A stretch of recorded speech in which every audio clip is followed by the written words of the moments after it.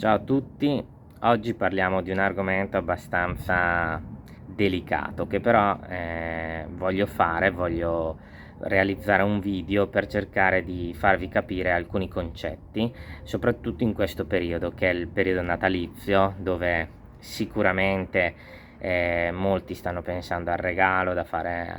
al figlio, alla moglie, al marito, al fidanzato, alla fidanzata. Quindi fondamentalmente periodo di regali, e tra i tanti regali che una persona può fare è quello di regalare un cucciolo, magari un cucciolo di cane, un cucciolo di gatto, un gattino, perché magari si pensa, oppure lo stesso figlio, lo stesso padre, lo stesso fratello ha manifestato questo desiderio, e quindi si sceglie come periodo quello del Natale per regalare il cane. Il problema è che molto spesso ci sono delle problematiche. In primis, vabbè, discorso generale, tendenzialmente non sarebbe mai cosa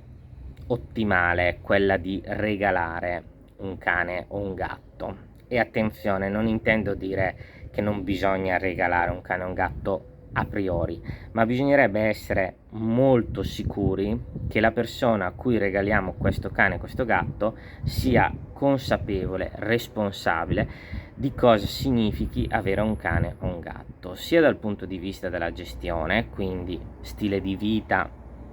e chiaramente tutto ciò che sarà la sua vita dopo che il cane e il gatto vivrà con lei o con lui,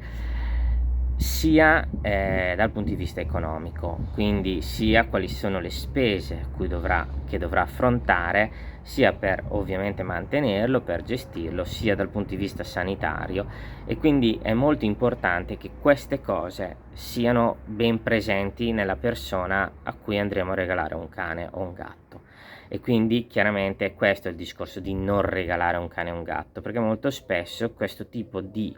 premessa non viene effettuata da chi vuole regalare un cane o un gatto, e andiamo a regalare un cane o un gatto magari a una persona che in quel momento lì non ha la minima idea di cosa significa avere un cane o un gatto, non abbia la minima idea di conoscere i costi di gestione di un cane e di un gatto, e quindi gli creiamo magari un problema. E secondo me l'esperienza di avere un cane o un gatto non deve essere mai associata a un problema, quindi io combatterò fino alla morte su questo punto, cioè il cane deve essere un piacere, il gatto deve essere un piacere, è un costo, è una responsabilità, è un impegno, dobbiamo unire la nostra vita alla loro, e quindi deve essere una scelta e non un regalo. Quindi se noi sappiamo che la persona a cui dobbiamo regalare il cane ha già fatto questa scelta e vogliamo aiutarlo nella scelta in quel momento, è un conto. Ma se questa persona, per esempio, non ha ancora magari preso un animale perché economicamente non ha ancora la disponibilità, e quindi si sta facendo, regalargli un cane vuol dire anticipare un certo tipo di percorso e quindi metterlo in difficoltà. Questo è il concetto di non regalare un cane. Inoltre,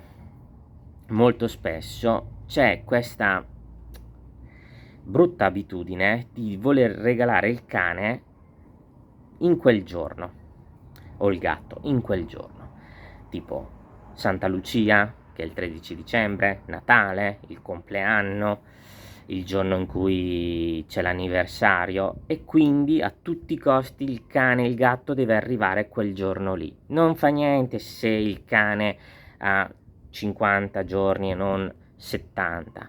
se non ha fatto la copertura vaccinale, no, l'importante è che ci sia quel giorno lì, e questo è un gravissimo errore. E a Natale purtroppo questa cosa avviene con frequenza, perché lo si vuole dare a Natale e quindi si va a cercare il cane, e se il cane o il gatto non hanno comunque determinate cose che invece sono obbligatorie sia per legge sia per la sua salute, va bene comunque, e si mette fretta all'allevatore o a chi c'ha il gattino o il cagnolino. Invece no, c'è tutta una procedura, il cane deve essere dato e il gatto deve essere dato in una certa maniera, altrimenti rischiate che il cane e il gatto stiano male. Quindi anche questo è un concetto molto importante sotto Natale, perché questa cosa avviene frequentemente, cioè frequentemente abbiamo persone che lo vogliono a Natale e quindi vanno a prendere il cane,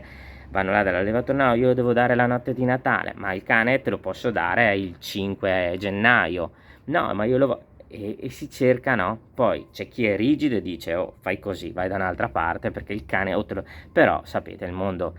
non è solo fatto di persone rigide, molto spesso, anche molto spesso non per colpa loro, ma perché si vedono tutte queste persone che chiaramente insistono e non tutti chiaramente hanno questa rigidità, e quindi questo video serve anche per aiutare queste persone che magari non sono così rigide, per educare le persone in modo tale che abbiamo meno persone che vanno là e dicono io voglio il cane il 24 alle 23. Poi un'altra cosa importante è anche vedere quando andare a prenderlo. Molto spesso io vedo persone che vanno a prendere il cane il sabato pomeriggio perché magari sono liberi, no? Però io vi dico, ma il sabato pomeriggio, se succede qualcosa la domenica al vostro primo cane, tutto veterinario, dovete andare in pronto soccorso, cioè anche lì cercate di farvi tra virgolette un po' furbi, non prendete magari il cane il sabato ma prendetelo il lunedì, in modo tale che avete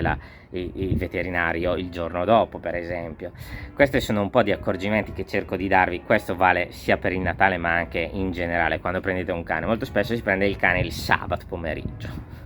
poi alla diarrea la domenica e poverini questi cani magari stanno in diarrea tutto il giorno. Dovete un po', questi video servono anche per aiutarvi in realtà, quindi mi raccomando, il regalo di Natale cane gatto ovviamente è sconsigliato se non è stata fatta una scelta. Ricordatevi sempre, non si regala mai un cane se dall'altra parte non c'è già stato una scelta, un ragionamento. Io molto spesso il genitore regala al figlio il cane perché il figlio desidera, però molto spesso questa cosa non è poi in realtà così considerata parte di tutta la famiglia, quindi magari si pensa di fare il regalo al figlio, ma il figlio chiaramente magari è un bambino e non ha ovviamente, cioè non potete regalare un cane, il cane lo regalate a voi stessi, poi lo regalate al figlio, ma in primis vi assumete voi la responsabilità, quindi dovete essere voi iper convinti, altrimenti bisogna spiegare al figlio che il cane arriverà quando quel tipo di ragionamento che vi ho spiegato a inizio video è stato fatto, e quindi a livello economico non ci sono problemi, non diventerà un problema se succede qualcosa, non diventa un problema perché dobbiamo andare in vacanza, però io se vado in vacanza mia mamma non lo vuole, bla bla bla bla bla e bla bla bla, perché queste poi sono tutte problematiche che le persone che adottano un cane o un gatto o che acquistano un cane o un gatto poi si ritrovano e non ci hanno ragionato prima. E io dico, non sarebbe meglio ragionarci prima di arrivare poi ad avere il problema? E questo fondamentalmente è una delle mie parti del lavoro, anche se io mi dovrei occupare solo della sanità, però